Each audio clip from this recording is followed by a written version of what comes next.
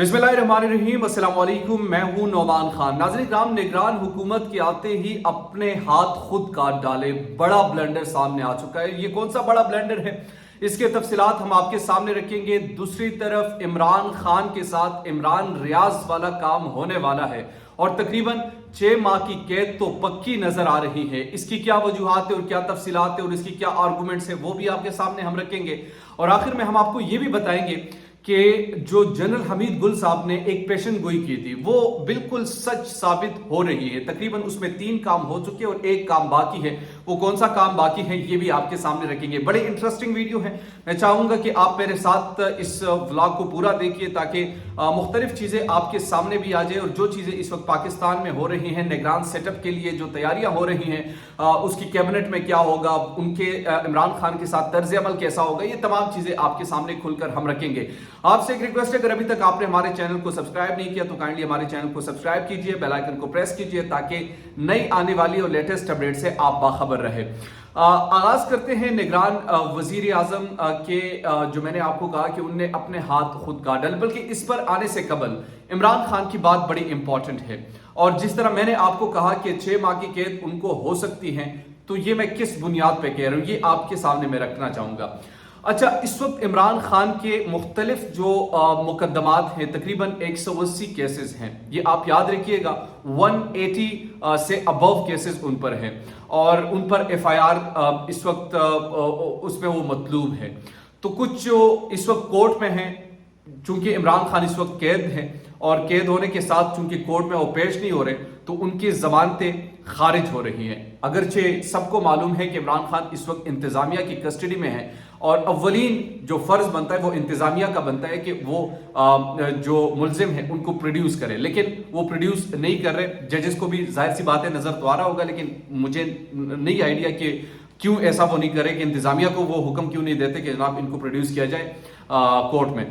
तो और वकला ने तो आज कहा है कि उनको हम इस्तेदाद जजेस के सामने रखेंगे कि उनको ये इंतजामिया की जिम्मेदारी है कि वो मुख्तलिफ केसेस में उनको प्रोड्यूस किया जाए।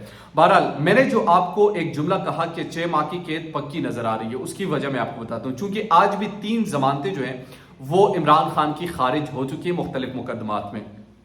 इस तरीके से पिछले हफ्ते में भी कुछ 2-3 नैब के मुकदमात थे, उसमें भी जमानत खारिज हो चुकी है।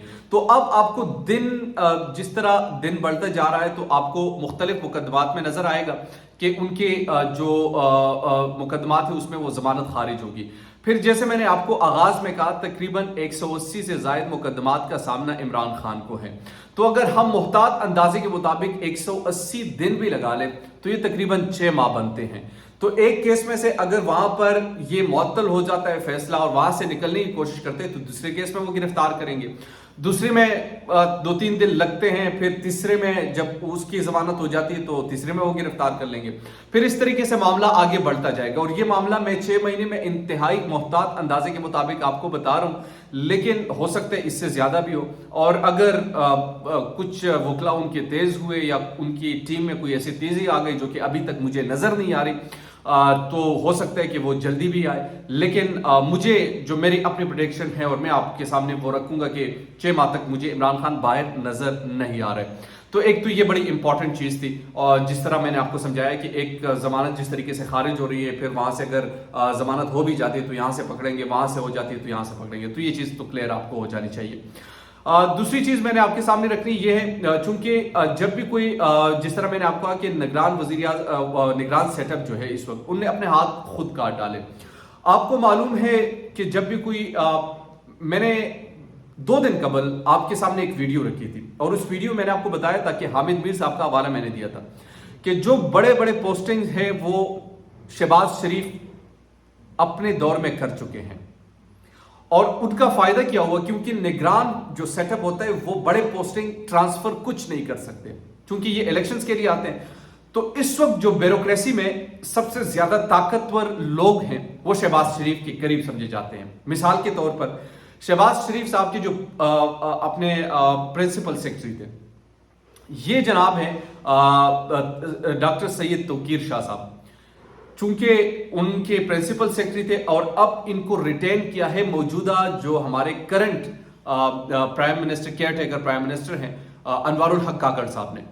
तो चूंकि इन्होंने भी इसे रिटेन कर लिया और शहबाज शरीफ ने इसे लगाया था, तो शहबाज शरीफ ने जो लगाया हुआ जी प्रिंसिपल सेक्रेटरी हो, तो जाहिर सी बात है उनके ज्यादातर बातें जो है वो शहबाज शरीफ साहब, जाहिर सी बात है आप जानते हैं, मैं इसमें और कुछ नहीं कह सकता, लेकिन चूंकि उनकी चॉइस थी, उनकी चॉइस को केयर टेकर ने रिटेन किया, तो किसकी बात मानी जाएगी ये आप पे मैं छोड़ता हूं, आप मुझे कमेंट्स में बताइए।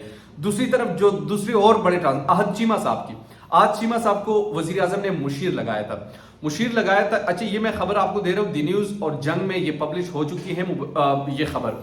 अच्छा, तो इसमें क्या बताया, आहत चीमा साहब जो हैं उनको साबिक वजीर आजम शहबाज शरीफ ने अपना मुशीर लगाया था, उनको भी रिटेन किया गया, केयर टेकर पीएम ने इसे भी रिटेन किया और इनको विफाकी वजीर के बराबर एक ओहदा वो देंगे आहत चीमा साहब को। तो इसमें कि आहत चीमा, डॉक्टर सैयद तौकीर शाह, तो ये तमाम चीजें शहबाज शरीफ के सामने आ रही हैं। इस तरह कुछ और ऑफिसर भी है, प्रेस सेक्रेटरी भी उसमें शामिल है उनके, और मुख्तलिफ जो उनके बड़े बड़े ट्रांसफर थे तो वो शहबाज शरीफ के। तो इन तमाम चीजों को कहने का मतलब ये है कि इस वक्त भी जो सेटअप में है, जो ब्यूरोक्रेसी है, वो शहबाज शरीफ के हाथों नाचेगी और शहबाज शरीफ का सबसे ज्यादा इन्फ्लुएंस इसमें हो सकता है, चूंकि शहबाज शरीफ ने ये तमाम चीजें की। और आपको एक और चीज बताऊं, फायज ईसा ने एक केस में कहा भी था कि जो बड़े ट्रांसफर से इन वजीर आजम को रोका जाए, चूंकि जाने वाले होते हैं तो ये अपने लोग वहां पर लगा लेते हैं, बाद में इनसे अपने फवायद हासिल करते हैं, तो सबको मालूम है।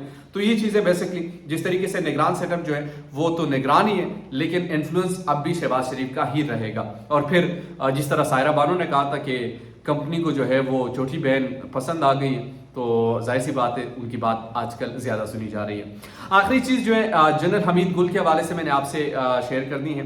सोशल मीडिया पर बड़ी एक इंटरेस्टिंग चीज चल रही है और जनरल हमीद गुल साहब की एक पेशन गोई, उस पेशन गोई में उन्होंने क्या बताया था, उन्होंने बताया था कि पहली बात तो यह है कि